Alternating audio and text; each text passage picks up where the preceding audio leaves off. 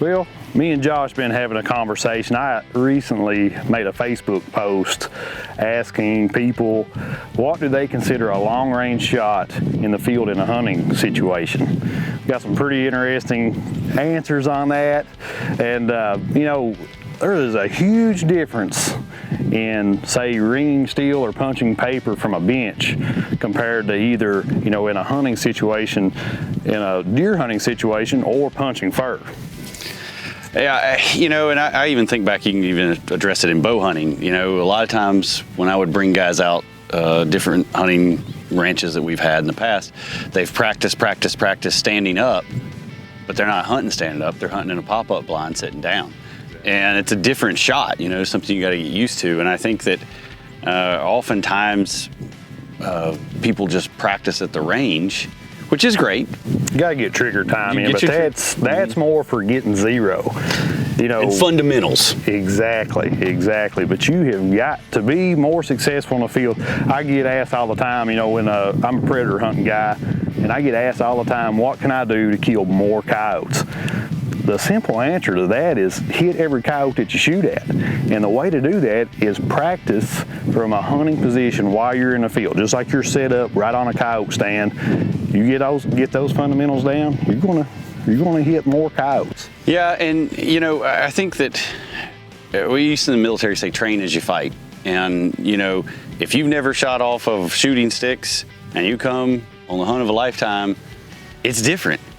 And you know, whether it's kneeling, sitting, whatever, the practices of taking care of that floating elbow and making sure the rest of your body's in a good position, if you haven't done it before, you're sure as heck not going to do it when a 170-inch buck comes running out, you know, drooling.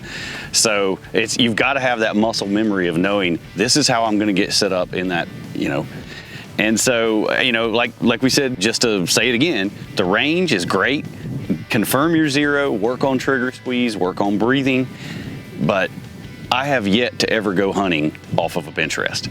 So, you know, I mean, I don't see anyone anywhere around here. Exactly, and if you was on a bench rest, you might be a guy to be able to ring steel at 500 yards, 700 yards, 1,000 yards, but those same type of people will easily miss a shot at 50 yards in a hunting situation.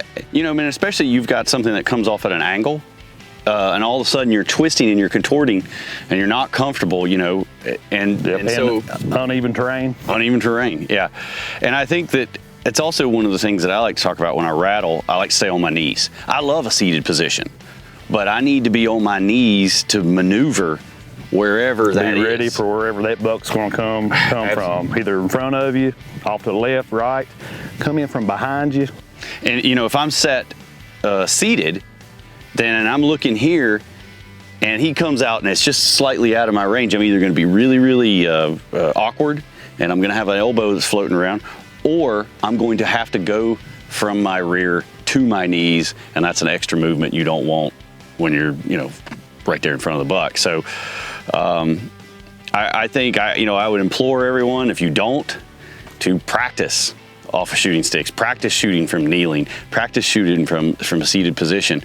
And that will in turn create that muscle memory, make you know exactly the position you need to get in for the best shot, and you can do it very fast versus And to take that a little farther, you know, actually practice in situations where you are turned, got your body turned in an awkward way.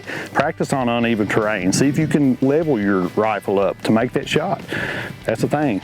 If you practice in the field, practice in hunting situations, you'll be more successful in the field. One little tip that we used to do when we got guys into the military that weren't familiar with trigger squeeze and whatnot is we put a dime on the end of their barrel and get them. And that's what I've been doing with my daughters is, you know, because obviously if we get here, the rut's counting, I don't want to go fire off a whole bunch of rounds here, but I can sit here and I can get in the positions that I need to, put a dime on my barrel and practice dry fire and try to keep that dime from falling off. And, you know, so you can still practice without actually having to fire the rounds about getting set up in that good, stable shooting position.